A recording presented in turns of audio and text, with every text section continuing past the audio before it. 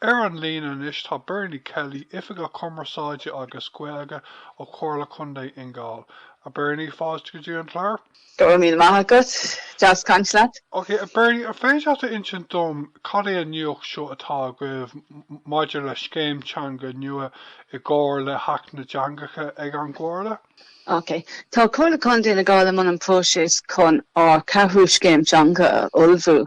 Agus bhí fógra agin na nuachtáin áitiúla agus bhí tuairisc agus freisin ar na meán thoisialta so b'éidir gur tháinig daoine é seo hena féin.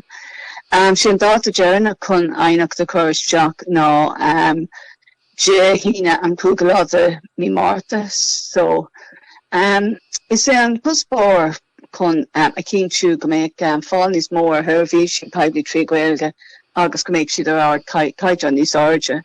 So sin an puspóir atá an rud seo agus táid ag tnú le cleistáil waine atá smaointe acu máidir lei seo. Okay, an féidir at acu a thabhairt dom faoi na seirbhísí Gaeilge atá go faoi láthair agus sampla a thabhairt dom faoi conas gur féidir na seirbhísí seo a amsú? Ó híomh na seirbhísí atá agin ón tús bhíoh gach firm éiritas ar fáil chomhair fáil agin in Gaeilge agus na bilógaí amháin an lo agus a lehéad. Ach anis tá ón da an scéim dearnach tá á leth an gréasán tá bhaid níos mó Gaeilge na feiceáil anis tá si go thomláin dTeangach agus nuair a chuirmuid amach plastáitis má hampla bíonn siad le fáil ar an suíomh in Gaeilge do Greenie mar bhíonn siad a géirí iad a léamh in Gaeilge.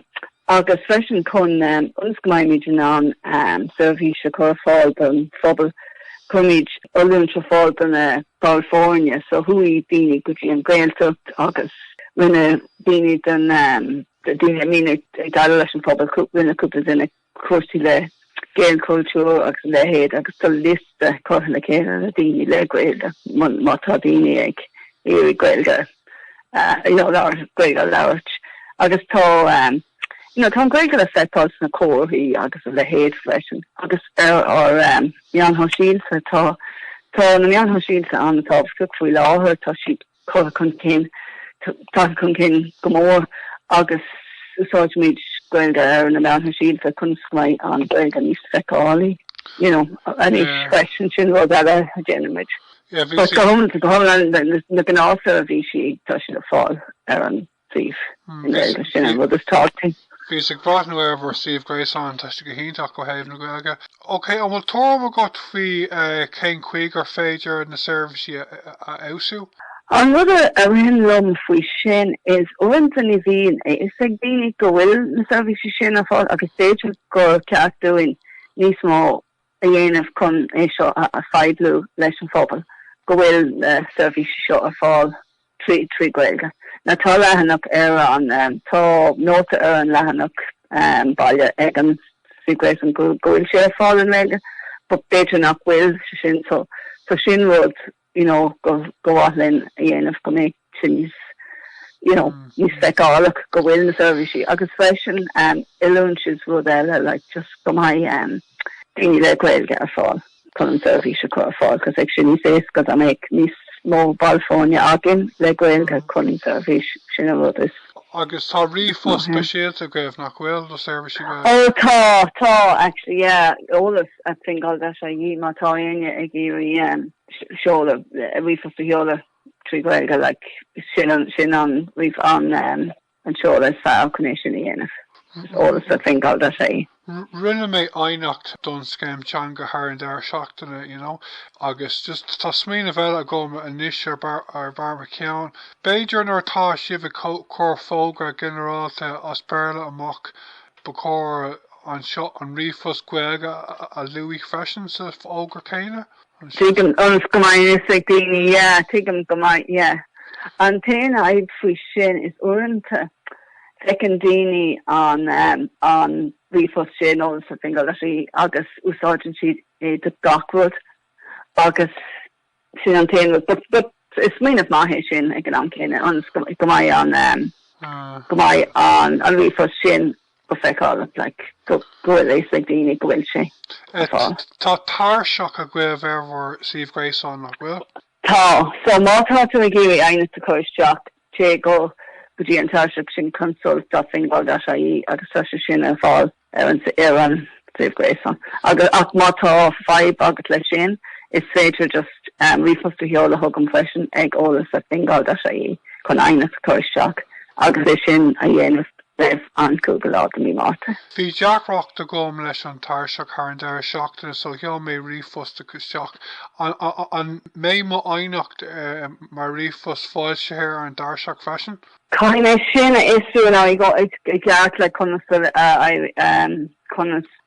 I bring sé sin, but is stocha go bhfuil, but just ag an brin se ní like go homlan cínte faoin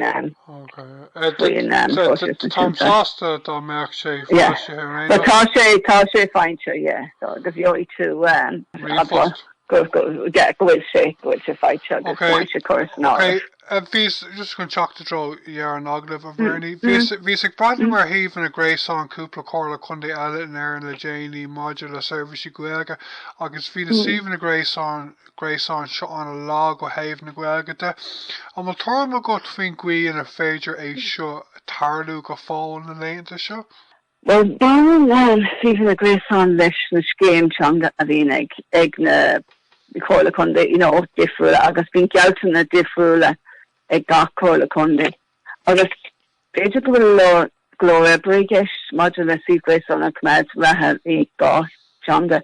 Ach ag an am céine tá sí an tábhta go méid fáil service trí Gaeilge. Agus féidir go rathe óí rudí nuair a hagan an ach na teanga sciil nua is Jack by féidir go mai. But aníis like being gelson stifula ag gComhairle Contae so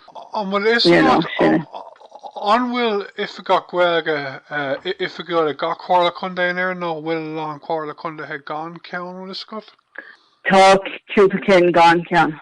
Okay. Like not ní sin ará like beidir nach bhfuil duine fóstathe mar as go Gaeilge ach ag an am céine like tá na dúga sí bhhaine sin réimde caithfidh duine éigean a bheith freagra acu beidir nach bhfuil an teidil sin acu ar an bus but ach cínte go bhfuil má bhíon má bhíon ceist agus faoin Gaeilge le aon Comhairle Contae caithfidh tú freagra á sin tá an dúga sin an ach tá cúpla Comhairle Contae nach bhfuil aon duine fóstaithe.